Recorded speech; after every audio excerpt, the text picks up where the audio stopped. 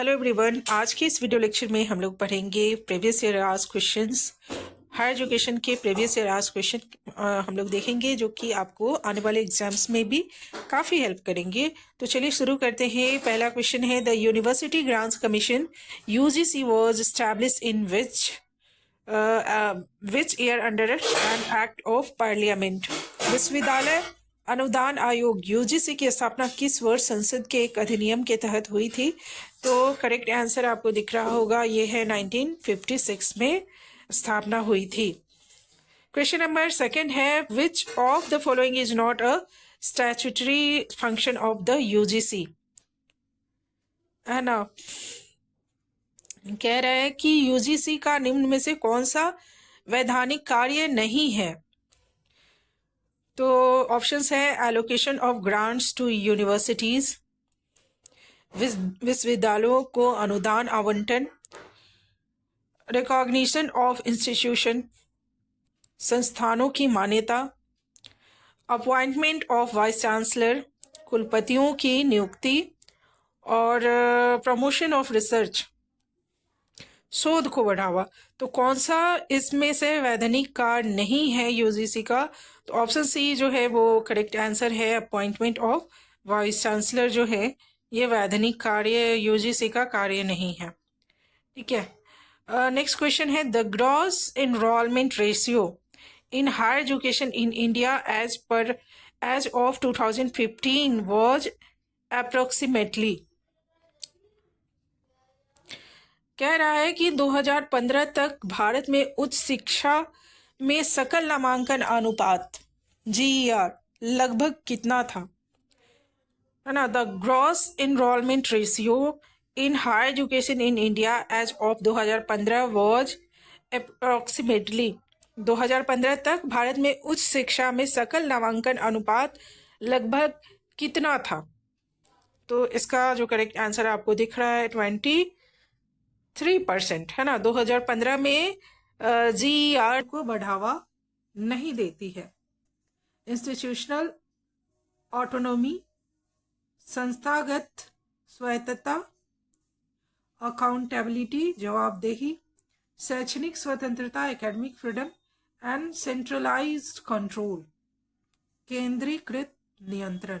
तो इसमें जो है सेंट्रलाइज्ड कंट्रोल जो है वो ये नैक प्रमोट नहीं करती है। ठीक है। विश्वविद्यालय बोर्ड, जिसे अब भारतीय विश्वविद्यालय संघ AIU कहा जाता है, किस उद्देश्य से स्थापित किया गया था?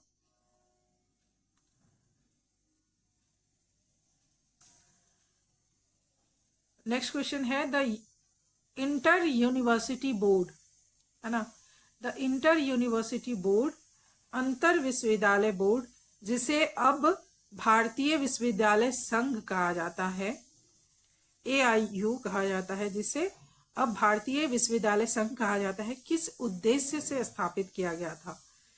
ना, ये क्वेश्चन पूछ रहा है।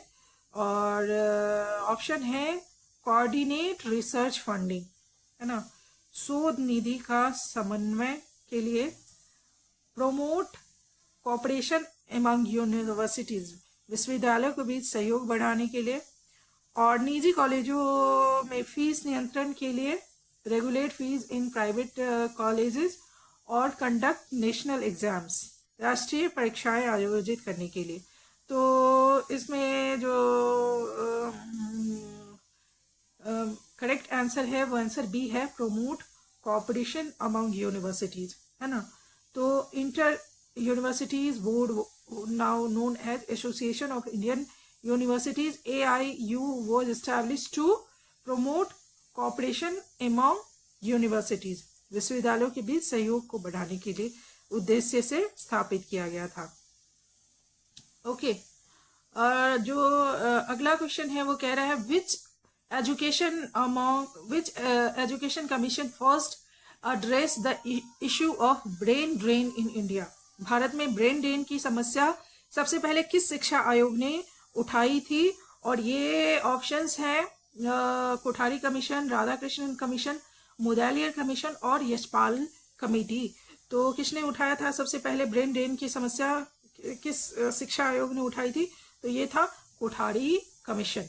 ओके, तो ये है आपका करेक्ट आंसर। आप बहुत ही इंपॉर्टेंट क्वेश्चन था, इसको आप ध्यान रखेंगे, ठीक है। नेक्स्ट क्वेश्चन है, in the context of higher education which body was directed by the supreme court, है ना।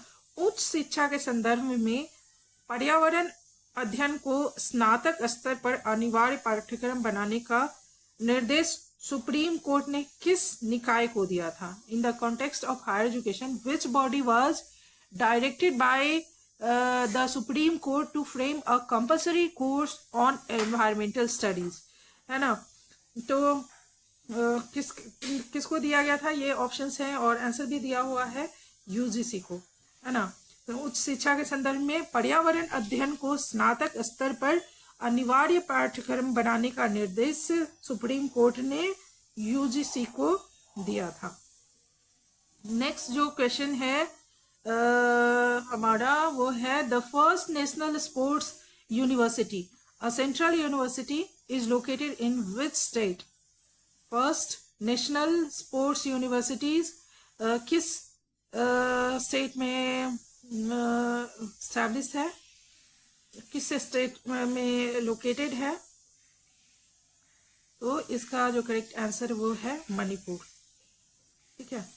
मणिपुर पहला राष्ट्रीय खेल विश्वविद्यालय किस राज्य में स्थित है? मणिपुर में, और established in 2018 and it is in Imphal, Manipur to promote sports education. उसके बाद जो नेक्स्ट क्वेश्चन है, which of the following is a non conventional learning programme in higher education? उच्च शिक्षा में निम्न में से कौन सा गैर पारंपरिक शिक्षण कार्यक्रम है? तो Gyan Darshan, traditional classroom lecture, annual university exams, faculty recruitment drives. तो ज्ञान दर्शन जो है वो क्या है? उच्च शिक्षा में एक गैर पारंपरिक शिक्षण कार्यक्रम है ना, ज्ञान दर्शन। और ये सारे पारंपरिक है और ये गैर पारंपरिक है।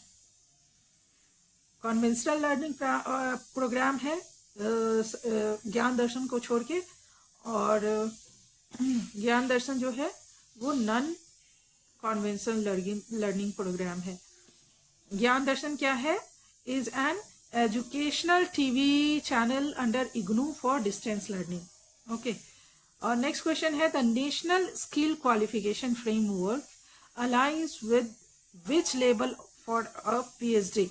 The national skill qualification framework, है ना, राष्ट्रीय कौशल योग्यता फ्रेमवर्क, है ना। नेशनल स्किल क्वालिफिकेशन फ्रेमवर्क में पीएचडी किस स्तर से मेल खाता है? लेवल 8, लेवल 10, लेवल 12 और लेवल 6। तो करेक्ट आंसर क्या है? लेवल 10। राष्ट्रीय योग्यता फ्रेमवर्क में पीएचडी लेवल 10 से मेल खाता है, ठीक है।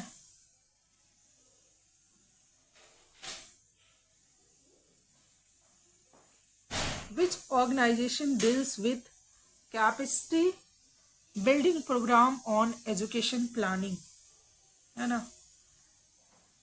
शैक्षिक नियोजन पर क्षमता निर्माण कार्यक्रम किस संगठन के पास है? शैक्षिक नियोजन पर क्षमता निर्माण कार्यक्रम किस संगठन के पास है? Which organization deals with capacity building program, है ना। कैपेसिटी बिल्डिंग प्रोग्राम किस संगठन के पास है? Which organisation deals with capacity building programmes on educational planning? तो ये है न्यूपा, NUEPA,